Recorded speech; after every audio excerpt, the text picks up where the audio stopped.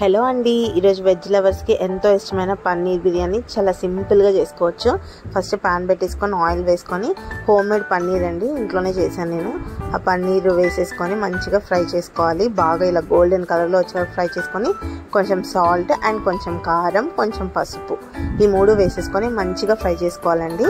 మంచిగా ఫ్రై చేసుకొని పక్కన పెట్టేసుకోవాలి. నెక్స్ట్ ఏమో మనం ఆనియన్స్ అంటే పచ్చిమిర్చి కట్ చేసి పెట్టుకున్నాను నేను. తర్వాత పాట్ తీసుకొని దానిలో కొంచెం ఆయిల్ అండ్ ఘీ వేసేసుకొని ఇలా మసాలా దినుసులు వేసేసుకోవడమేనండి. బిర్యానీ ఆకు, చెక్క, లవంగా, యాలక్కాయలు నేను ఇంతే వేసుకున్నాను. వేసేసుకొని మనం కట్ చేసుకున్న ఆనియన్స్ వేసేసుకొని మంచిగా ఫ్రై చేసుకోవాలి. మంచిగా ఫ్రై అవడానికి ముందు మనం కొంచెం సాఫ్ట్ అవడానికి అనమాట ఫస్టే సాల్ట్ వేసేసుకుంటాం. సాల్ట్ అండ్ పసుపు వేసేసుకొని మంచిగా ఫ్రై చేసుకుంటే మెత్తబడిపోతాయి. తర్వాత అల్లం పేస్ట్ వేసుకోవాలి. అది కూడా పచ్చివాసన పోయే వరకు ఫ్రై చేసుకొని నేను 2 టమాటాస్ ప్యూరీ చేసేసుకున్నానండి. ఆ టమాటా ప్యూరీ వేసేసుకొని మంచిగా ఫ్రై చేసుకొని తర్వాత కారం అండ్ ధనియాల పౌడర్, జీలకర్ర పౌడర్ 3 వేసేసుకొని మంచిగా ఫ్రై చేసుకోవాలి. ఫ్రై అయిపోయిన తర్వాత పుదీనా, కొంచెం కొత్తిమీర ఈ 2 వేసేసుకొని కూడా ఫ్రై చేసుకొని కొంచెం వాటర్ పోసుకోవాలి.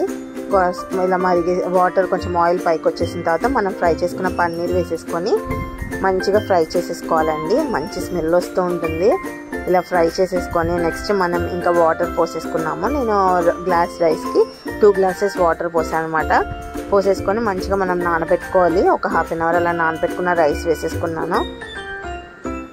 రైస్ వేసేసుకొని ఉడికించేసుకోవడం అండి. ఇంతే అండి, చాలా సింపుల్గా చాలా టేస్టీగా ఉంటుంది బిర్యానీ. చాలా సింపుల్గా అయిపోతుంది, పెద్ద కష్టపడాల్సిన అవసరం కూడా లేదు. పిల్లలు కూడా చాలా ఇష్టంగా తింటారు. మనం నాన్ వెజ్ చేసుకోలేనప్పుడు కూడా ఇలా బిర్యానీ చేసుకొని పన్నీర్ బిర్యానీ చేసుకొని తినొచ్చు.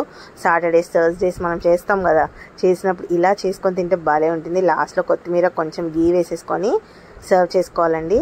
చాలా బాగుంటుంది. ఇదిగో ఇలా చూస్తే పొడి పొడిలాడుతూ వస్తుంది. అదే కొంచెం ఒక 10 మినిట్స్ సర్వ్ చేసుకుంటే ఇంకా బాగుంటుంది.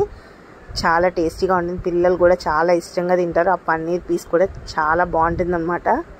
ఒకసారి మీరు కూడా ట్రై చేయండి.